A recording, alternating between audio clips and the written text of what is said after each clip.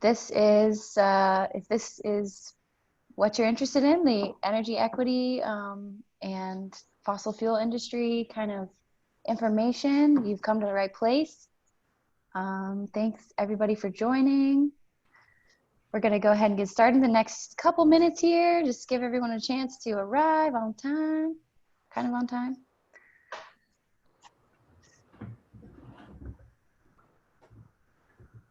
People that join our webinars must be sick and tired of listening to hear the same joke I make every time, but here I go, I'm making it again.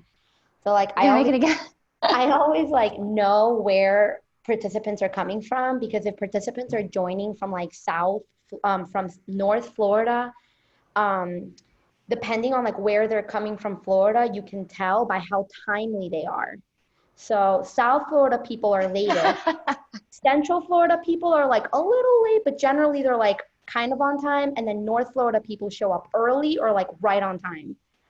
It's really it's like South Florida people will be rolling in like 20 minutes later, like, what'd I miss? Oh man, that's pretty funny. Why? I wonder why that is. We call it Cuban time in South Florida, although I'm Colombian, so it's Colombian time. Yeah. Chris is like, yep, I relate. That's so cool. All right, well, let's go ahead and get started. If that's cool with our panelists. Salo, you ready to roll? Yeah, take it away. All right. Yeah, let's do this. Well, hello everyone and welcome. You made it to the Energy Equity and Impacts of Offshore Drilling webinar. My name is Emma Lawler. I am a Patel College of Global Sustainability graduate, and I am also a Florida Climate Pledge organizer with the CLEO Institute. So a little bit about the CLEO Institute. We are a nonprofit, nonpartisan educational organization. We're devoted to delivering the science and impacts and latest solutions to the public. We really advocate for climate literacy and we advocate for change, right? And so we're partnered with NASA and the World Health Organization and CDC and many other organizations that you see up on your screen right now. And so we really try to be as science-based as possible. We cite these organizations on a daily basis. So before we get started, I just want to give sort of an overview of the science of the climate crisis. And so this is just going to be a really brief, I'm sure a lot of you already understand what's going on, but just a really brief couple bits of information for you so that we're all on the same page here. So there is a widespread scientific consensus that the warming that we're experiencing on a global level is human caused. And so we're figuring out that the reason for that warming is due to, a lot of that warming is due to greenhouse gases. And so on an industrial level, our whole lives are really reliant on fossil fuels. And of course, when we burn fossil fuels, we emit a lot of greenhouse gases. And so it's broken down pretty easily for you to see on the screen on the right-hand side. All of the aspects of our lives, we need fossil fuels, right? For everything, for transportation, for electricity. We use coal, oil, natural gas in order to fuel our society. And so for the purpose of this webinar, we're actually going to be focusing solely on the oil, right? So when that oil is combusted, it breaks down, it releases that CO2 and is released back into the atmosphere. This is fundamentally driving climate change. And so, of course, this is going to be probably the most sciencey slide of the presentation tonight. this is essentially the greenhouse gas effect. We cannot talk about we can't talk about the climate crisis without talking about the greenhouse gas effect. So we can all recall from high school earth science that the sun hits the planet with its heat and its energy.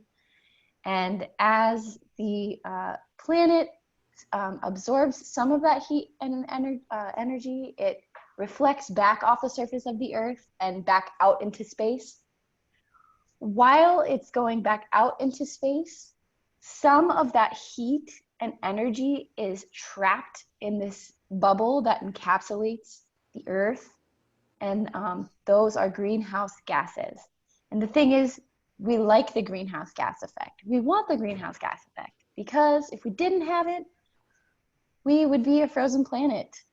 And so the problem with greenhouse gases is that there are too many greenhouse gases trapping too much heat. And so historically speaking, I'm sure we've seen this graph before, but historically speaking, the highest levels of carbon dioxide historically have only really reached 300 parts per million. And right now, at our current level, we are at 414 parts per million. And so we are seeing, as people who study the climate, climatologists, earth scientists, and many others, as they are looking at this graph of the parts per million in the atmosphere, they're concerned with the rate of change. So it's this acceleration over a very short amount of time at how much carbon dioxide is in our atmosphere.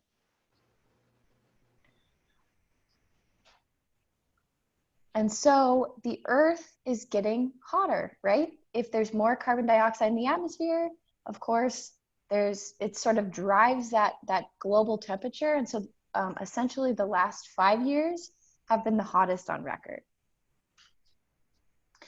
And so what's happening with our Earth's ice is that the sun and the heat is penetrating the atmosphere and melting that ice to a point where that sea ice and land ice is accelerating in a positive feedback loop. And so the ice caps that would typically reflect the sun's rays back off the surface of the earth are dwindling down much smaller. And so that is causing the Arctic to melt at an unprecedented rate. And so that's sort of the basic science. I'm going to go ahead and pass it off to Salome Garcia. She is our campaigns and policy manager at the CLEO Institute. And we're going to talk about the impacts and energy equity and energy independence. So Salome, go ahead and take it away. Thank you so much. Thank you, Emma. I'm really glad that we got to dive a little bit about the science of the climate crisis, right? Because I think before I started working for the CLEO Institute, the last time I heard about the greenhouse gas effect, I was 7th grade. I didn't take the Emma route, and I didn't get a master's in global sustainability. I probably would have heard a little bit more about that if I took that route. But I remember when I was thinking about the greenhouse gas effect and climate change, that I was always thinking that climate change was something far away and abstract. I mean, you know, I grew up in a low-income household. I didn't have time to be thinking about penguins and ice cubes, right? Like me and my mom grew up wanting to put food on the table, needing to keep our lights on, needing to get my sister to school.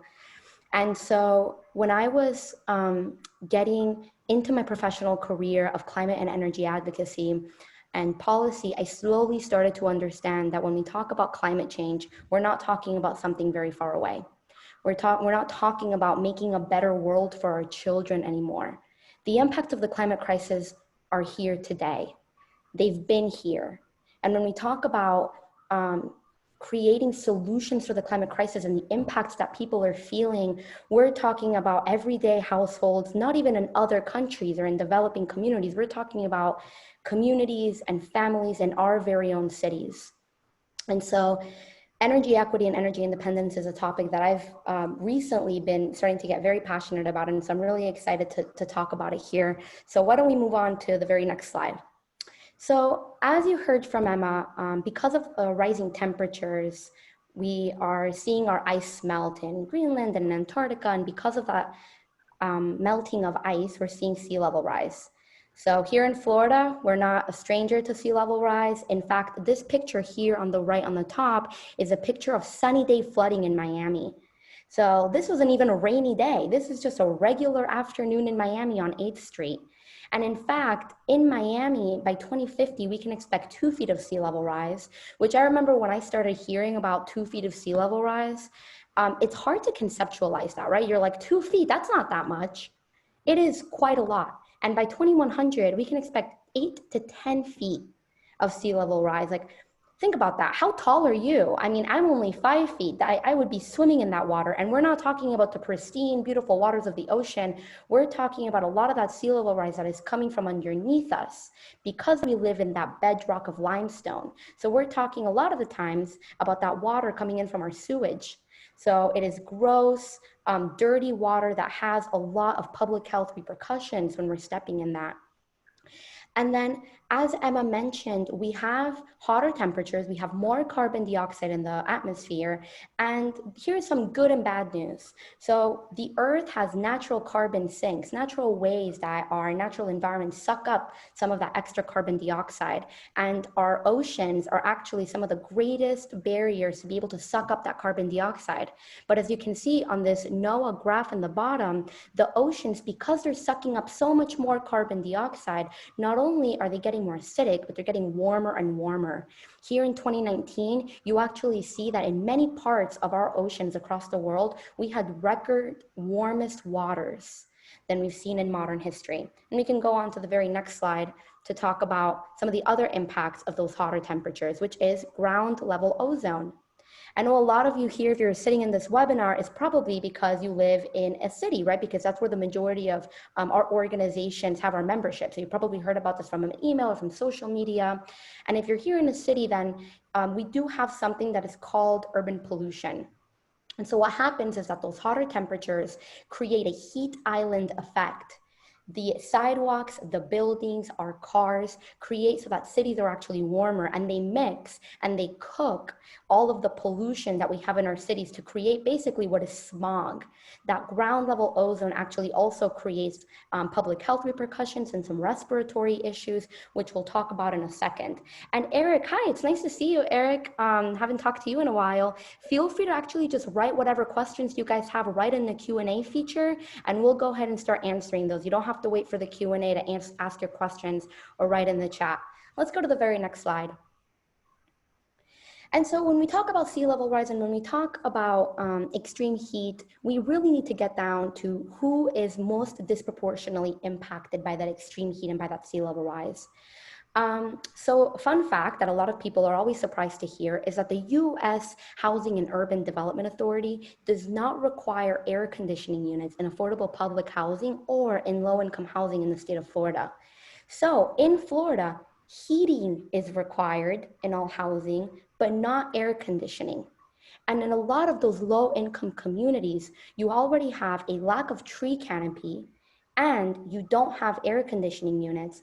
And a lot of the times when the CLEO Institute does listening sessions and we work hand in hand with low income and minority communities, we've often been told that not only do they not have air conditioning, but also they can't leave the window open because it is a safety issue. So you have your windows closed, no air conditioning units, and no tree canopy. And many people that are facing poverty, especially Black and brown communities facing poverty, often don't have cars to get to work. So they rely on public transportation.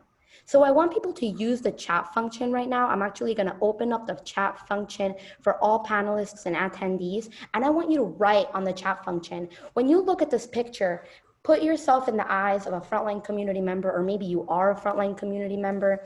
You're in Miami, you're getting to work, you have to take a 2-hour bus ride, you're walking to this bus stop. What are some things that is wrong with these pictures?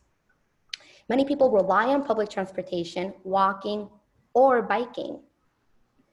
Thank you, Carrie, for your question. I'm actually going to answer that as well. And yes, Debbie, you're absolutely right. No cover, no shade covering.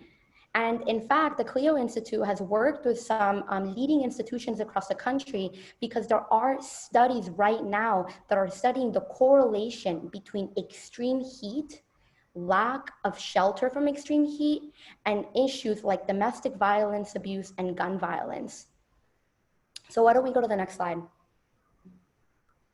And of course, we have to talk about pollution. We did talk a little bit about ground level ozone, especially with urban heat island effects, but unfortunately, minorities are disproportionately impacted by that air pollution, not only by the air quality, but by the public health impacts. And why don't we take it to the very next slide? And of course, environmental racism. In fact, Latinx Americans are exposed to 63 more pollution than what they produce. And Black Americans are exposed to 56% more pollution that they produce. And we talk about this a lot in our CLEO webinars, when really the top 10% of the world's wealthiest typically contribute the most amount of greenhouse gas emissions, but because of their wealth, we are able to more easily adapt to the climate crisis. However, the poorest 50% of the world contributes the least amount of greenhouse gases, yet they're the ones that are going to have the most difficult time finding alternative food sources and being able to adapt to the impacts of the climate crisis, like air pollution, public health effects, and climate migration. We can go to the next slide. And this isn't something new. Systematic racism has been in place for an extremely long time, and we just are able to see it in environmentalism as well and in the impacts of the climate crisis. In fact, throughout American history, we have seen studies that show that race is the most significant predictor of a person living near contaminated air, water, or soil. 56% of the population near toxic waste sites are people of color. And this actually reminds me of an experience that I had in college. So fun fact, there used to be an illegal fracking operation in the state of Florida in a place called Big Cypress, if any of you are familiar with Big Cypress. And Big Cypress, I would say, is about probably like 3-4 hours minimum from where I grew up in Hialeah, Florida, one of the lowest income communities, immigrant communities in the country. And Hialeah, Florida, found in Miami, that's where I grew up and I lived during college. And once I found out that the illegal fracking operation that happened in Big Cypress was shut down, and those chemicals and that wastewater from the illegal fracking operation was shipped and transported all the way to Hialeah, Florida, to be taken care of, whatever that means. And actually, Hialeah saw water warnings. The kids from the local colleges, from Miami-Dade College, and even high school kids and homes had water warnings because unfortunately, low-income and minority municipalities often don't have the logistics in place to be able to deal with these giant wastewater projects. So that was one of the first times that I was like, oh, wow, like, that doesn't sound right. Like, why is this? And I really started thinking about how some communities are disproportionately impacted by oil and gas production, amongst a lot of other issues.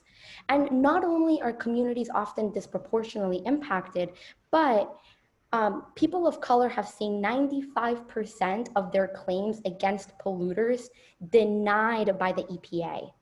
And there's a whole slew of reasons why that might be. For example, in the community where I grew up in Hialeah, most of the civic engagement materials were in English. A lot of the environmental and climate related materials were always in English. And in fact, with several other organizations, even that I worked with in the past, and I wanted to try and do outreach in Spanish, it can be very difficult because it's always more difficult, more expensive, more time consuming, emotionally tiring to reach people where they're at, to get to people and to talk to them about the issues that are impacting frontline communities. In fact, 38% of communities of color have higher nitrogen dioxide exposure, and they're 2 times as likely to live without potable water and modern sanitation. And then let's go to the next slide. And thank you for that question, Gabby. You were right. It did used to be illegal. I actually don't know if there's still oil drilling going on in Big Cypress, and somebody can correct me if I'm wrong, and don't quote me on this. But I do believe that the underground rights of Big Cypress are private property, so they're not they don't have to be publicly disclosed. While Big Cypress is a park, the public-facing park, the nutrient rights? Why am I spacing out? The mineral rights are private property, so that information doesn't have to be disclosed. At least that's the last I heard, but don't quote me on that. And we've also seen the economic damage for climate change in the United States. And when I talk about the economic damage of climate change, I'm really talking about how communities of color, and specifically Black and Brown communities facing poverty, are less able to withstand financial uncertainty and financial insecurity. Like COVID, we have hundreds and thousands of people losing their jobs all around, and this type of financial uncertainty makes people not be as resilient to change. In fact, here in the state of Florida, thank you, Gabby, for fact checking me. That's great. Mineral rights are private in Big Cypress, so we don't know if there's fracking going over there. But something that we talk a lot about, and the CLEO Institute actually released a report back in 2018. It's called the Florida Future Fund, that quotes the American Progress Report by Prosperity America, that says that Floridians have a 56% poverty rate. And what does that mean? That means that 56% of Floridians do not have enough to cover a $1,000 emergency. What does that mean? That means that 6 out of 10 Floridians don't have enough to pay for childcare, food, emergency transportation, rent, in the case of a financial emergency. Very similar to what we're facing now, which is why Florida right now has some of the most craziness and wild stories around economic unemployment with the Department of Economic Opportunity. We can go to the very next slide. And of course, this causes severe stress on our mental health. We've seen that after extreme weather events like hurricanes, there is a high spike in anxiety, depression, PTSD. As we mentioned, we work with some universities that are studying the correlation between extreme heat, aggression, and violence, and unfortunately, even suicide. After extreme weather events like Hurricane Maria in Puerto Rico, we saw a massive spike of suicide from people losing their homes. And this also leads to climate migration, which I'm sure many people in North Florida have already seen, where people in nearby areas lose their homes or their businesses, or maybe just lose power and the ability to work because of an extreme weather event, and they have to migrate to another part of Florida. Or have you heard about snowbirds? Florida's been seeing climate migration for a long, long time. As our weather intensifies and we see warmer summers and colder winters, we're going to be seeing a lot more climate migration. And those of us that have the means to just take a friendly, handy-dandy vacation to another area, well, we're just vacationing. However, there's people that can't escape that extreme weather, and they're going to have to face the brunt of it no matter what. Let's go to the next slide. So let's switch over a little bit to energy burden. So we talk about extreme heat, and we talk about how some frontline communities are experiencing the brunt of that. The first thing is, what is an energy burden? I know that I just recently learned that term not too long ago. So an energy burden talks about what percentage of your income you're spending on your utilities. So that means that you shouldn't be spending, have you ever heard that you shouldn't be spending more than 30% of your income on rent? Haha. Similar to energy burdens, you should never be spending over 6 to 8% of your monthly income on your utility bills. And that makes it more difficult when A, we live in Florida, so we need more air conditioning, and B, your income is low. So defining what it is and what is affordable and what is not affordable, that's kind of tricky because we all have different situations. But one thing is 100% clear. Low-income families are suffering disproportionately because of what's happening in our energy landscape today. I'll talk a little bit about the energy cutoffs. Here in the state of Florida, we have something that's called energy monopolies. We don't get to live into our home and say, how do I want to get my energy? Do I want to go solar? Do I want to go with this company or with this other company? Do I want to put a wind turbine in front of my room? No, we don't have that. Typically, we move in and then we find out who we have to have as our energy provider. And that lack of energy freedom and energy choice makes us really vulnerable to financial instability and financial insecurity, like you're seeing today with the Florida utility shutoffs. So we're actually seeing that investor-owned utility companies like FPL, Duke, Gulf Power, TECO, and many others from around the state have actually gone and paused utility disconnections for non-payment, because a lot of people lost their jobs and they can't afford to continue to pay the utility bill. But those utility disconnections are eventually going to pop back up. And unfortunately, people have now been accumulating debt for months and months and months and months of not being able to pay their utility bills.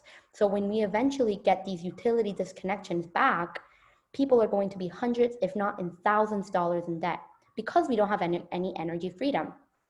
So think about that. Where do you get your energy from? Who do you pay?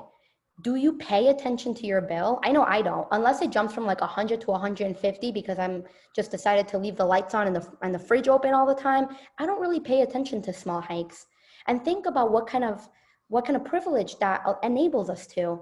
And we also have to think about the families that don't have the privilege to not notice a $20 or a $30 spike in their utilities, and the families that are accumulating that utility and energy debt. Next slide. So we've talked a lot about doom and gloom and horror stories, and we're gonna move a little bit into offshore oil drilling with a good friend of mine, and then we're gonna jump right into solutions. So stay with us a little longer before we get to the happy end of the story. Take it away, Hunter. All right. Hey, thanks so much, Salo. It really is a privilege to be here today with you all. Thanks to the CLEO Institute for inviting me. Again, my name is Hunter Miller. I'm the Florida Gulf Coast campaign organizer for Oceana. If you're unfamiliar with our work, we're the largest international conservation organization that focuses solely on ocean issues. So as an organizer, I get to work across Oceana's campaigns, and one of our main campaigns is to protect our coast from expanded offshore drilling. And so kind of had two options where I could either kind of talk about all the different wonky things that have gone on in Congress the last couple of years, or just give you kind of, okay, as far as offshore drilling off our coast, what has been proposed, what are communities doing to stop it, and then offer some opportunities of how to get involved. So we'll dive right in. Next slide, please. So this map represents all the areas that President Trump proposed in January of 2018. President Trump issued an executive order that would open up nearly all US waters for offshore drilling and gas. It's very problematic. In the yellow section of the map, the western and central Gulf of Mexico is pretty much where most of the oil production, offshore oil production, occurred in the United States. And all the red areas are the proposed areas. As you can see, it includes Florida's Gulf Coast, the Straits of Florida, and the Atlantic coast, and not just Florida, the entire Atlantic coast, Pacific, and a lot of the Arctic. So really, really problematic. We know that offshore drilling is a forever decision. So when those oil rigs, if they're there, then they're likely going to stay there for indefinitely, which would dramatically and indefinitely change the character and health and abundance of our coastlines. Next slide, please. All right, this is a bit of a wonky slide, so I'll try to go through it as fast as I can. But for context, who makes the decision on offshore drilling? Well, states have some say.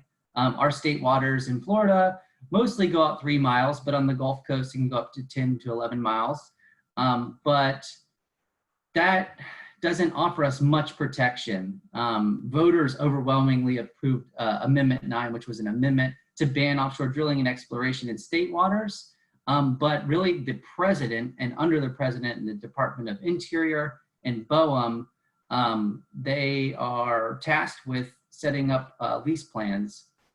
So every 5 years, there's a document called the 5-Year Oil and Gas Leasing Program.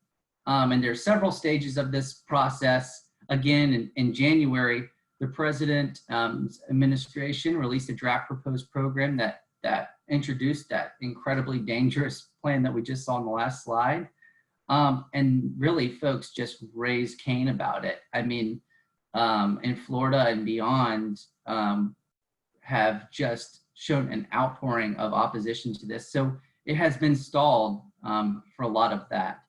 We've heard reports that President Trump plans to move forward with this process after the election. So it's really important that we still continue to make sure that our elected officials, especially our federally elected officials, fight tooth and nail to make sure that that doesn't happen and that plan is not, that these proposed areas are removed. So next slide, thanks. So pretty clear what's at stake for the state of Florida. Hundreds of thousands of jobs, billions of dollars in GDP, healthy oceans, clean beaches, clean waterways for folks living in coastal communities. You know, it's the tourism is the largest industry in the state of Florida, and so many industries benefit from healthy beaches and clean oceans. And offshore drilling and the threats that come associated with that are a direct threat. Next slide. Also good to point out, 2020 is 10 years since the BP Deepwater disaster. This year, Oceana released a report looking back. We called it Hindsight 2020, Lessons We Cannot Ignore from the BP disaster. I'm just gonna highlight a couple things because I think it's worthwhile to remember what can happen, even in an exploratory well like the Deepwater Horizon disaster. And so kind of, you know, something for us to remember. Next slide. So the spill actually happened. That red dot is an indication of where the spill occurred, but you can look at the footprint of the actual spill. It touched all Gulf states, beaches, and it's just absolutely massive. And so, you know, if something like that were to happen in the eastern Gulf of Mexico, it would be absolutely devastating to our state. But just coastal communities in general, you know, it's not a matter of if something like the BP disaster could happen again, it's a matter of when. So we need to be doing everything we can to A, move away from fossil fuels, and B, prevent new drilling. It's the complete opposite direction we need to be moving in. Next slide.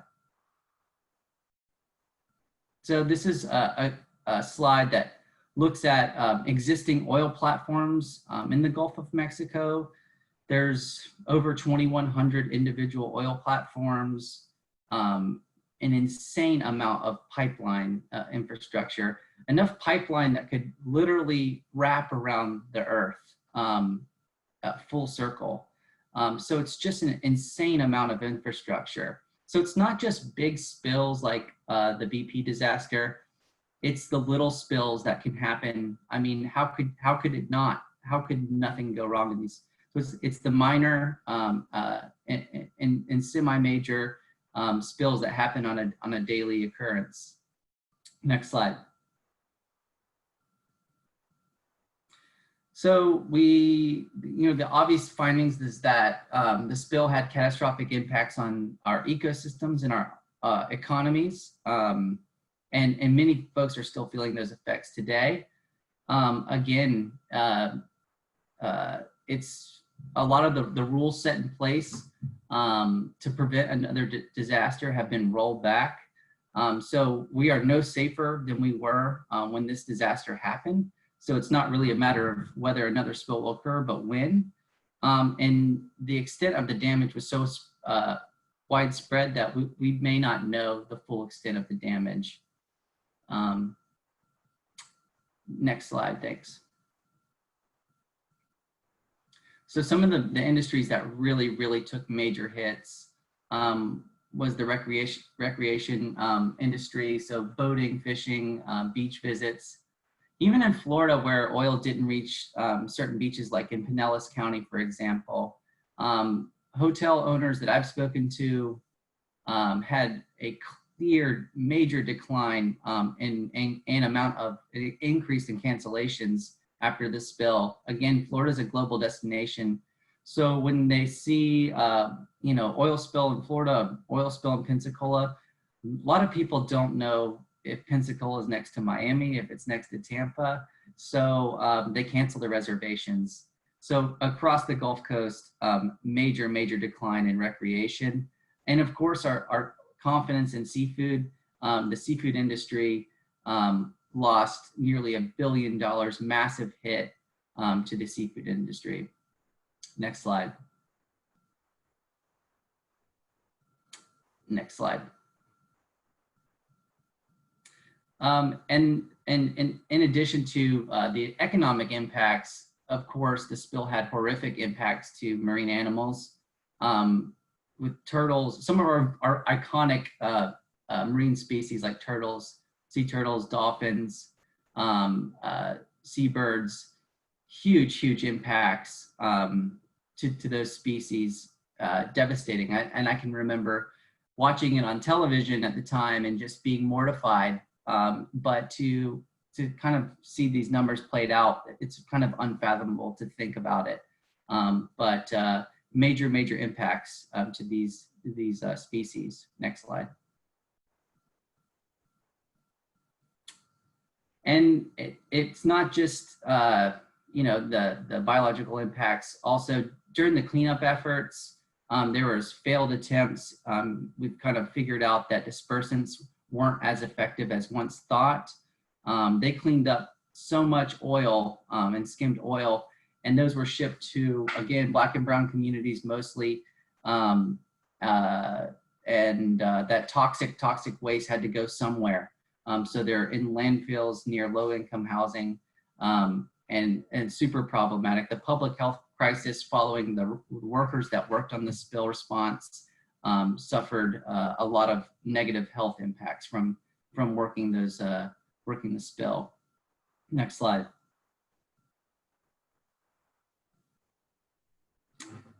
Next slide. So in response, looking back at BP, the BP disaster, and looking at what the Trump administration is proposing, I think, we know that that's just the absolute last thing we need in terms of where we need to go with moving towards clean and renewable energy, having healthy, abundant oceans. And coastal communities across the nation have really stood up to this plan. In Florida alone, where nearly 100 cities have passed resolutions opposing this plan, and communities continue to come out in opposition. There's major bipartisan opposition to this, with a united Florida Congressional delegation. So total opposition to this dangerous plan. Next slide.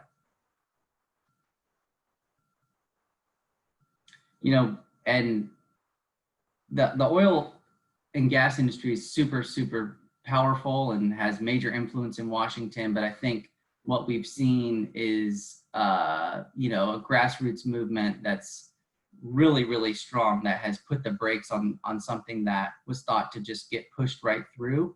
And we're going to continue to fight that. Next slide. And I think we're going to start looking at some solutions. And I guess I'll start on that next slide. So a lot of business owners have organized. There's the Florida Gulf Coast Business Coalition on the Gulf Coast, and the Business Alliance for Protecting the Atlantic Coast on the Atlantic. But we've worked hard to help put together this coalition representing over 6,000 businesses and industries that are working to make sure there's no oil drilling in Florida's Gulf Coast. And a lot of chambers across the Gulf Coast have joined that. Individual businesses can join, and it's a really strong way to show opposition, especially for conservative folks that really want to hear from that constituency. So protectthegulfcoast.org is a great spot to join for free and keep up to date with that and add your business to that coalition. Next slide. And then we also ask folks to continue to let their elected officials know. Certainly Senator Rubio and Scott asked them to fight for us to protect our coast from this terrible plan. Their numbers are there. And then of course your member of Congress is a really great person to make sure that they continue this fight. Next slide. We update folks on this campaign regularly, and a great place to do that is on social media, on Facebook, Twitter, and Instagram. You can also email me if you'd like to get involved in some of our events. Most of it's is virtual now, but there's some really great opportunities to do some virtual organizing. And I think that's my last slide. Thank you. Thank you so much, Hunter. Really, really appreciate that. And I have learned a lot more. We all have learned a lot more about offshore oil and its impacts and kind of the dynamic of that. So thank you so much for sharing. So now I'd like to introduce Christian Wagley. Wagley, did I say that right? And he is going to be also talking about coastal resiliency and his organization with Healthy Gulf. So Christian, go ahead and take it away. Yeah, awesome. Thanks for that. And it's really an honor to be here with all of you. I just love the work that the CLEO Institute does, and it's been fun getting to know Salo some. And of course, I work with Hunter a lot on the drilling issue. And then Emma, it's nice to see you. And you've got one of your little ones with you joining in, so it's nice. We're all family here. So again, I do work, and Healthy Gulf has always worked a lot on the drilling issue. By the way, we've been around since 1994. We're based in New Orleans, but I'm our coastal organizer here in Pensacola, so up in the Panhandle, fairly rural area. Our larger population centers are going to be in Pensacola, Fort Walton Beach, and then Panama City. So certainly a more politically conservative area, but yet still very much an area that really against any offshore drilling. A lot of that's because of military issues up here. The military uses the offshore areas a lot. But obviously everybody remembers up here the BP disaster, which we got much more of that up here than points farther east. But a lot of the work I do is with a lot of the tourism interests and a lot of the beach businesses that are really impacted by the drilling issue. And I did want to mention specifically, the moratorium that exists right now. It's a congressional moratorium. That expires, that moratorium on drilling in the Eastern Gulf of Florida expires in 2022. So that's, a real hot issue right now. A number of us are working on making sure that the presidential candidates address that issue now during the election campaign, because, basically you really can't win Florida, or you can't become president without winning Florida. Okay, Florida's a swing state. You need to win Florida. And Floridians are overwhelmingly against drilling. So we're making sure and want to make sure that, media ask both candidates about that issue and where they stand on it. Interestingly, the president was in the news, I guess a week or so ago, saying, because he came to Florida and they asked him, and he said, no, of course, we're not going to drill out Florida. I gave him that order, but there is no such official order. Actually the plan that's still on the table is still to drill off Florida. So some inconsistencies there for sure. So we're certainly making sure that's an issue during the upcoming campaign. The issue of resiliency was mentioned. I just wanted to mention something real quick that's a little bit different part of resiliency that I do work on in my work. We have some very degraded bays up here due to past industrial practices. And so there's a lot of work that I'm involved in with water quality and restoring water quality, and then ultimately restoring some of the living resources of our bays and bayous up here. And that's mainly oysters, which have a tremendous ability to filter water and make it cleaner. And then also seagrass, which is the submerged grasses that we see, in those dark patches in shallow water. And seagrasses are a big part of our resiliency, because they actually, as a plant, they pull CO2 from the water. And then interestingly, they also help to buffer for oysters. Oysters need to make their shells, and they need to extract calcium from seawater to do that. And our oceans are becoming more acidic because carbon dioxide is being incorporated into ocean water, and that makes the pH go down a little bit, makes it harder for these organisms to form their shells. So oysters and seagrass work together, they benefit each other. We're missing them tremendously in our bays up here. So it's definitely a part of resiliency is working on that. The oysters also help, as oyster reefs build up higher, they help to protect shorelines from wave energy and such in the event of storm. So it's definitely a kind of an ecological resiliency component that I'm working on. And then also, from the solution side of things, certainly, as we all know, the renewable energy issues, many cities, I think it's, maybe 10 or so now in Florida, have set renewable energy goals, typically around 2040 to transition their cities to full renewables, which for Florida is mainly going to be solar. So I'm doing a lot of work with the city of Pensacola now to try to get the mayor here to set a goal for renewable energy, which has not been done yet. And then also making sure that transition's a just transition. I work a lot with a local African-American pastor here who's starting a solar job training program and making sure that, the access to those solar jobs is extended to the minority communities and really to everybody. Solar democracy and solar access certainly be a big issue. And for our organization, we're increasingly using an environmental justice screening tool to look at the campaigns and things that we take on to make sure that we take on the right campaigns and that we, do them in a way that really extends our work to everybody and make sure that everybody's been reached. So we've been doing a lot of internal work on that. So just as I wrap up, a couple other things that come to my mind, I think worth mentioning. It's not something I get to work on so much for Healthy Gulf, but I do it a lot of my fun time here in the community, advocating for a more walkable, bikeable community. And so I think we need to build our cities and our communities more around people and less around cars. And that's certainly part of getting off the dirty energy and reducing, our need for energy in the first place.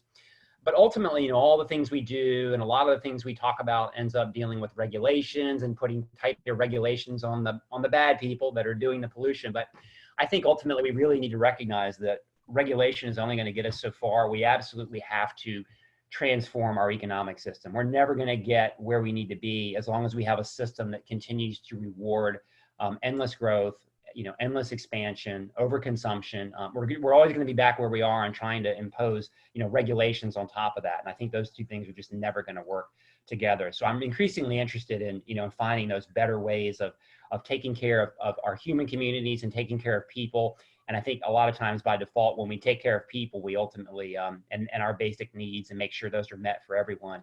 In a lot of ways, we really help to protect our environment by doing that as well. So you can check us out, healthygulf.org, sign up for our email updates there as well. And again, thanks for the opportunity to be here and appreciate all the work that all of you do. So thank you again. Oh my gosh, that was so good. Thank you so much, Christian. And thank you, Hunter, as well. I just want to make a quick reminder announcement that we have 10 minutes left and we're going to hear from one last person. So remember that if you have any questions, put them on the chat, put them on the Q&A. Make sure that you get all of your questions answered by one of our speakers. And there's a lot of things that you can do in your community. We have superpowers, all of us do. We have the power of our voice to be able to talk and educate. We have the power of our wallet to support good businesses. We have the power of our vote to go out and vote with our values. And then I don't think we have any more slides. So I think, Emma, you can just finish sharing your screen and we can hand it over to Ryan with Environment Florida as she closes out our event with talking about 100% clean renewable energy and other solar solutions. Hi, thank you so much. I'm so sorry for this weird ray of light. That's just the way my blinds are. But hi, my name is Ryan Lynn. I'm the Climate and Clean Energy Advocate with Environment Florida. For those of you that don't know, Environment Florida is a statewide, citizen-based advocacy organization that works for clean air, clean water, open spaces. Obviously, like I said, I focus on the clean energy side of that. And I'm just gonna go a little bit further. Chris already mentioned some great renewable energy solutions, and that's what I spend most of my time on. But I wanted to expand on top of that and start getting everyone thinking about what Florida could look like once we transition to 100% renewable energy. We're obviously really far away from that right now, but already 10 cities across the state have committed and made their own commitments. It's sounding like there's some movement in Pensacola. I know there's some movement in Tampa. There's a lot of really exciting things going on. And the more cities that we rack up on that list, the easier it's going to be for the state to make a statewide decision. And we're the Sunshine State. We have plenty of solar potential. So we really shouldn't be lagging behind on this goal. There's plenty of states that have already committed. The technology is getting cheaper and more efficient. We know it's possible. We know it's possible to do it in a way that's just and equitable for our communities. And that's what we need to start planning for, because we're, as Salo mentioned, already experiencing the worst effects of climate change every day. So that is something I want everyone to think about. Salo also mentioned voting. I want everyone to not just vote for the big presidential race, but I want everyone to vote for all your local races as well. Local races matter. There's a lot less info on those usually, so take the time to look that stuff up and make decisions that, you know, reflect your own views, of course. But it's a really big opportunity this year to choose leaders that are gonna care about clean energy in the future and get us closer to those goals. The only thing I'll add on top of that, because I want to leave time for any questions, is that think about ways that you can get involved with solar not in a city or a state level. Work like this, advocacy work, is best when it starts locally. So one of the things that I do is I work with campuses, I work with college students to encourage their administrations to commit to 100% renewable energy, which is really fun. We just passed a student government resolution at Florida State University, and we're working on some other campuses coming up this year, or this school year in a few weeks, which is really exciting.